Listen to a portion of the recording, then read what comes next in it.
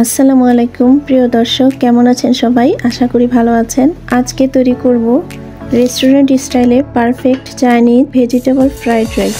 এই রান্নার জন্য প্রয়োজনীয় উপকরণ যা যা লাগছে দেখে নিন। এখানে নিয়েছি গাজর, বরবটি, সবুজ ক্যাপসিকাম, লাল ক্যাপসিকাম, বাঁধাকপি কুচি, পেঁয়াজ কুচি, মিহি করে আদা কুচি, রসুন কুচি, মরিচ কুচি। আমি এখানে 3টা ডিম ফেটিয়ে নিয়েছি। এখানে আছে চিনি, লবণ, গোলমরিচ গুঁড়া, তেল, butter, tomato ketchup, soya sauce নিয়েছি। আমি এখানে 1 কাপ চিনি গুঁড়া পোলাও চাল 15-20 মিনিট পানিতে ভিজিয়ে রেখে ভালো করে ধুয়ে পানি ঝরিয়ে নিয়েছি। একটা হাঁড়িতে পর্যাপ্ত পরিমাণ পানি গরম করে তাতে চালটা দিয়ে দিলাম। পানির পরিমাণ একটু বেশি দিতে হবে, তাহলে ভাতটা ঝরঝরে হবে। দিয়ে চালটা একটু নেড়েচেড়ে দেব, না হয় দলা পেকে যাবে। এবার দিয়ে দিচ্ছি 2 চা চামচ রান্নার তেল, এতে করে ভাতটা ঝরঝরে হবে। এই টিপসগুলি ফলো করলে আপনাদের রাইসটা অনেক ঝরঝরে হবে। এবার উঁচু করে 1 চা চামচ লবণ দিয়ে দিলাম। রাইসটা 80% সেদ্ধ করব, সম্পূর্ণ সেদ্ধ করব না।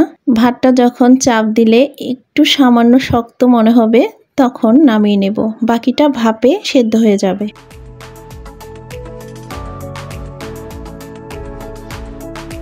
এই সময় ভাতের মারটা খুব দ্রুত ঝরিয়ে নিতে হবে।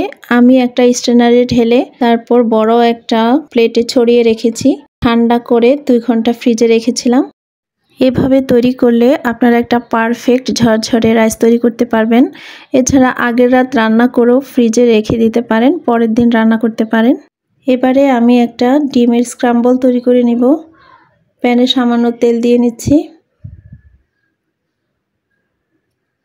আগে ফেটিয়ে রাখা ডিমের সাথে সামান্য একটু গোলমরিচের গুঁড়া, একটু লবণ দিয়ে ফেটিয়ে নিলাম। ডিমটা সামান্য একটু শক্ত হলে ঝুরা করে নিব। স্ক্রাম্বলটা বেশি শক্ত করা যাবে না। এটা পরবর্তীতে রাইসে দিয়ে দিব।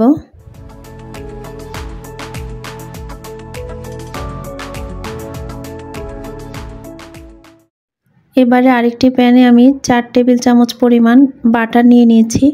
আপনাদের কাছে বাটার না থাকলে ঘি অথবা সাদা তেল দিতে পারেন। বাটারটা গরম হলে মিহি কুচি করা 1 টেবিল চামচ রসুন, 2 চা চামচ পরিমাণ আদা কুচি দিয়ে দিলাম। মশলাটা সামান্য একটু ভেজে নেব। এবার যে সবজিগুলো একটু শক্ত টাইপের সেগুলো আগে ভেজে নেব। গাজর আর বরবটি দিয়ে দিচ্ছি, একটু ভেজে বাঁধাকপি দিয়ে দিচ্ছি। আপনারা আপনাদের পছন্দ মতো যে কোনো সবজি নিয়ে নিতে পারেন। বাঁধাকপিটা একটু নেড়েচেড়ে একে একে পেঁয়াজ কুচি, লাল ক্যাপসিকাম, সবুজ ক্যাপসিকাম দিয়ে দিলাম। এবারে দিয়ে দিচ্ছি 1/2 চা চামচ গোলমরিচের গুঁড়া, কাঁচামরিচ কুচি। এই সময় চুলার জালটা হাই থাকবে। উঁচু করে 1 চা চামচ টমেটো কেচাপ, সয়া সস 1 চা চামচ। আমি অফ ক্যামেরায় লবণ দিয়েছিলাম। সবজিগুলো ভালো করে নেড়েচেড়ে নেব। সবজিগুলি সামান্য সেদ্ধ হবে, একটা ক্রাঞ্চি ভাব থাকবে। বেশি সেদ্ধ হলে সবজি ভালো লাগবে না। সবজিটা একটু কচকচে টাইপের থাকবে, বেশি নরম হবে না। সবজি আধা সেদ্ধ হলে এবার রাইসগুলো দিয়ে দিব। পুরো রান্নাটাই হাই হিটে করতে হবে।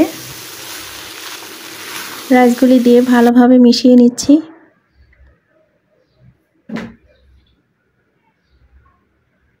স্বাদ মতো লবণ দিয়ে দিলাম। লবণটা বুঝে দিতে হবে, আমরা আগে রাইসের সাথে লবণ দিয়েছিলাম। এবার ডিমের স্ক্রাম্বলটা দিয়ে দিলাম। দিয়ে আবারও আলতো হাতে ভালোভাবে মিশিয়ে নেব। আপনারা চাইলে হোটেলের মতো স্বাদ লবণ ব্যবহার করতে পারেন, আমি ব্যবহার করিনি। সবশেষে 1/2 চা চামচ চিনি দিয়ে দিলাম। আপনারা চাইলে নাও দিতে পারেন, তবে চিনিটা দিলে স্বাদটা আরও বেড়ে যায়। তো দেখতে পাচ্ছেন রাইসটা কেমন ঝরঝরে হয়েছে। তৈরি হয়ে গেল হোটেল স্টাইলের ঝরঝরে ফ্রাইড রাইস।